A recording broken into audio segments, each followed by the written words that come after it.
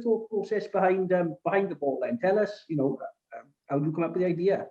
Yeah, so it all started, basically, I got involved with coaching Trebanos, my boy's age, so got involved with him when he was 7.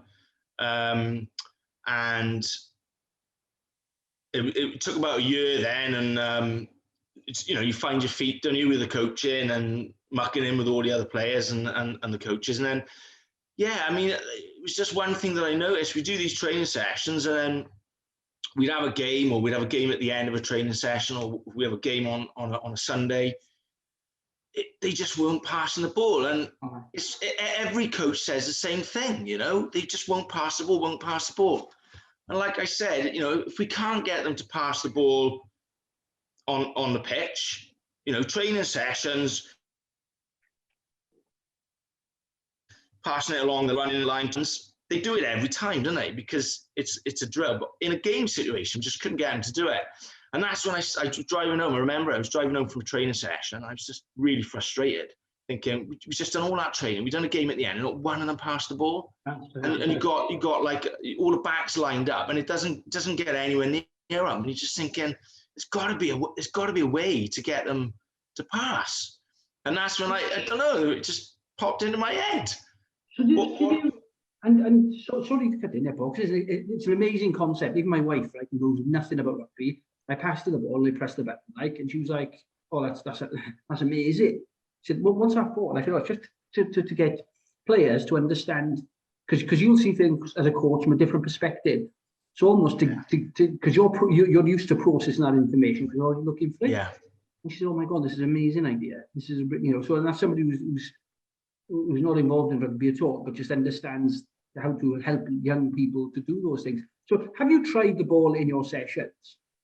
Yes, yeah. We used, so I started making prototype balls way back then when I came up with the idea, and that was quite interesting. I was explaining to Shaky one of my earliest prototypes. He can tell you about that another time. And yeah, so I mean, it's radio controlled rugby ball, and it vibrates. So I knew we had to have a remote. I knew we had to have a battery, some kind of a circuit board, and a vibration motor, like you have in a mobile phone. So I spoke to a mate of mine who was the only person I knew who knew anything about electronics. He was teaching electronics in school, and he said, "You can buy this and that," shoved it all together, got it to work, and by a few wires connected, cut a rugby ball open and shoved it inside. Literally. And then I stitched it back up by hand, and it wasn't simple, and it looked terrible.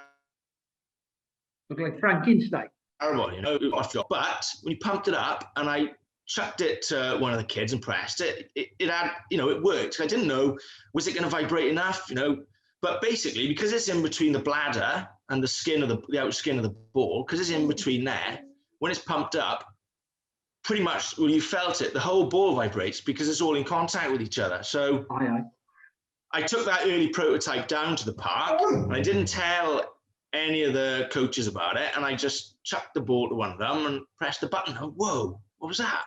And then I explained, and then I gave it to the kids then, and they were just like, "This is amazing."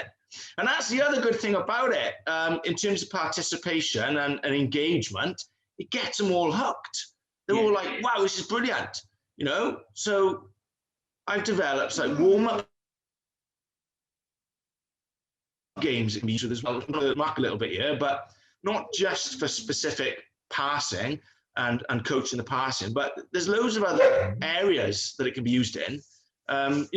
Deaf rugby, disability, mixed ability, go to ground, when you're doing unopposed and you're shouting tackle and you want the boys to hit the ground and form a ruck, don't shout anymore, just hit the button. No, that's what I thought. I thought exactly that. I thought you don't have to, you don't have to just use it for passing in isolation. You can use it for pretty much anything, really. It could be a brilliant pass the parcel prize, couldn't it? You wrap it up enough times and then hit the button instead of using the music. Like, you could use it like that. You know what? Put it like a 20-second timer, and whoever has the ball at the end, basically. You have to do like a challenge or something, a team challenge, or Yeah, well, like fast stands and stuff. It doesn't. I get that. Yeah, quite good fun. yeah. I mean, the games are all on the website. And one is a bit, I do with the younger kids, 5-year-olds, 6-year-olds, get them all standing in a circle. They pass it around the room. When it vibrates, whoever's got it sits down. Everyone else has got to sit down. The last one to sit down then is out. Start it again, and then it's last man standing. Yeah, it's good. I tell you what I noticed as well from my time working with kids playing rugby and things is that you'll always have that kid who develops a bit earlier than the others, and you just pass a lot of coaches will just say, give the ball to him and he'll run straight, but eventually people catch up with him and he's never developed those passing skills, has he? Or that awareness skills, just forcing everybody to pass, isn't it? Which is, and the ball moves faster than a person, doesn't it? Yeah. Putting in the space. So I think it's a brilliant idea. Yeah, absolutely. I think that some boys develop more than others, and you've got some boys who will pass and others that won't. So when we use it in a game at the end of a training session, you don't have to use it for everyone. You got the control. You can pick and choose who you're going to use it with. If you've got a kid who's already got that vision and already looking to offload, you don't have to be trigger happy with it. You can just pick and choose, if you like, to develop certain players in certain areas. Yeah. What position did you play, Paul, when you played? I was hooker until I got too tall. I was quite short until late on, and then I shot up, and I was too tall then, so they stuck me in the back row. Yeah. So which I preferred, to be honest. Yeah, so you'd have popped up in areas when needing to pass the ball and things like that yourself, wouldn't you? So with the back row. Oh yeah. I played with a few number 8s who hog the ball. Oh, they love it, don't they? Yeah. Get to the back of the scrum. They don't let the scrum half have it, and they used to pick and go all the time, didn't they? And we'd have to charge after them and try and clear out. Forward. Hey, that goes with being in the forwards, doesn't it? Yeah, basically. My passing ability, it wasn't particularly good. It wasn't spin passes. It was more just kind of nice little passes between us as a group, and head down, and in you go. Yeah. So, Paul, what's the end goal for you? Like, what's the dream? The end of this dream? I suppose the dream would be really to have it out there being used and benefiting clubs, schools, all over the world, really. And sort of looking further than that, I think there's potential not just for rugby, but for maybe netball, Aussie rules, Gaelic football, any ball in hand. Yeah, I think definitely. there's definitely an opportunity. I even think American football, that's something I've been looking at a lot, but I don't know enough about it. And because I got my hands full with rugby, I wanted to get into a rugby ball, prove the concept, get a bit of a model going, get the business up and running before I look too far into the future. But I certainly think junior quarterbacks must need some sort of nudge to when to throw it to one of these runners, But I don't know. Any of you guys know much about American football? Yeah, I do. Yes, I do. It's my second sport after rugby. Oh, and wow. I can say, certainly you'd have, because in NFL, there's only one person really, and the receiver that has their hands on the ball at any point in time. So it'd be a great coaching tool for someone like a quarterback to know when to pass. But it's it's slightly different, I guess, in NFL because it is literally an interchange between a quarterback and a running back, or a quarterback and a wide receiver.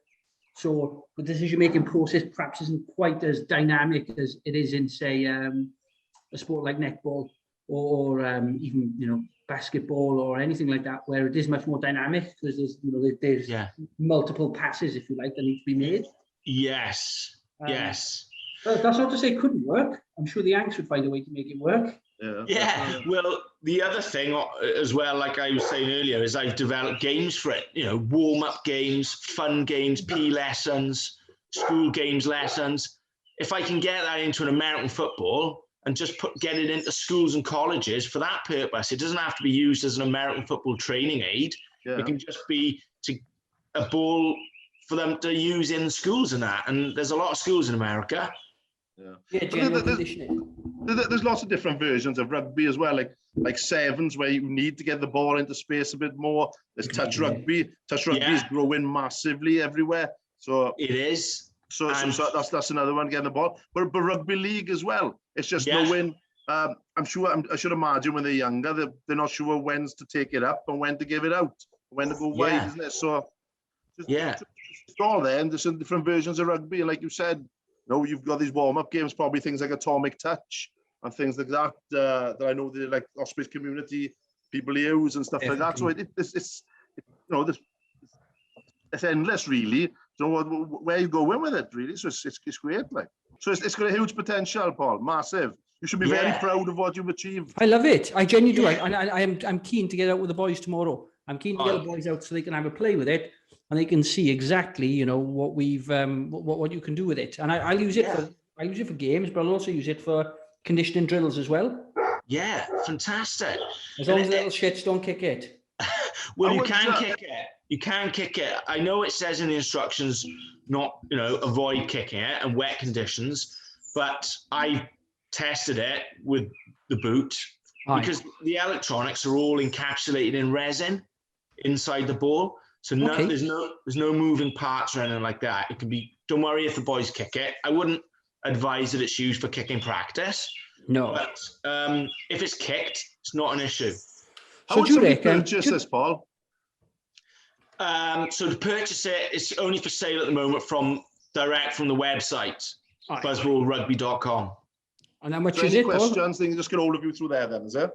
Yeah, so you can just go onto the website and click buy it now, and it's $34.99 plus delivery charge, which I'm hoping isn't too expensive considering what it is. $34.99 for a rugby ball. It's got massive benefits.